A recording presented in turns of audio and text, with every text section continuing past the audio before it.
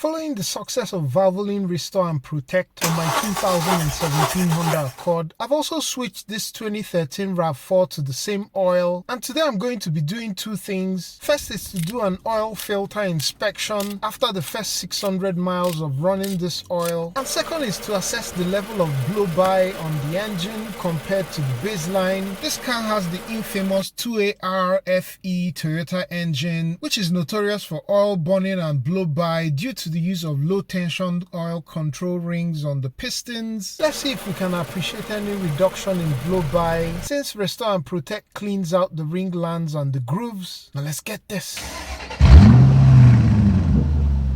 Let's get to the oil filter housing, and so I'll chock the wheel, bring in the floor jack, and after a couple pumps raise the vehicle, move the jack stands into position on both sides, and then support the car on the stands. And with that, we have Toyota's high maintenance oil filter housing. I'll start by loosening the drain plug for the housing, and then bring in this plastic oil filter housing drain tool. I'm collecting the oil into a clean plastic bottle because I'm going to be adding this oil back into the engine. I know that may sound gross, but I'll be showing the best way to do this, so stay tuned for that. Oil is drained, and I replace this O-ring that dropped off, and then reattach the oil filter housing drain plug. I go ahead to loosen the housing itself. The good thing about this design is that you don't make a mess when you eventually take it off if you drain the housing. And now we move on to the first objective, which is to inspect the oil filter. I pull that out and go ahead to pat the pleats. 1,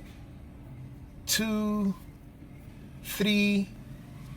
And so far things are looking pretty clean. I never suspected this engine had some sludge, but this early oil filter inspection is something that a lot of people have advised, especially if you suspect that you have engine sludge. This is looking pretty good here, and this aligns with Valvoline's data that Restore and Protect holds the deposits that come out from the ring lands and grooves in suspension, and the oil filter doesn't get clogged from cleaning. However, if you do have a sludged engine, your results might be different from mine. Since this is still looking pretty clean, I'm going to be reinstalling the same oil filter. I remount it on the engine and then torque it down to its rated 25 Newton meters or 18 foot-pounds. I also torque the drain plug housing to 12.5 Newton meters or 9 foot-pounds. Now the best way to add this used oil back into the engine is through the dipstick hole. My funnel is just some folded paper. Re-adding the oil through the dipstick hole ensures it gets straight to the drain pan and then gets filtered before it's circulated again, and so there's virtually no risk of debris scratching anything in the engine. Now let's go ahead and compare blow-by as at baseline before I switch to Valvoline Restore and Protect. I've gone ahead to drive the car and get it up to operating temperature. The footage on the left was the level of blow-by at baseline.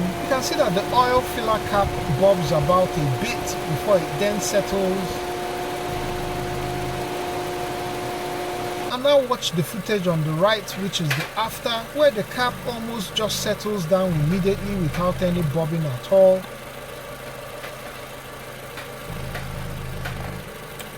And here you have the two footage side by side.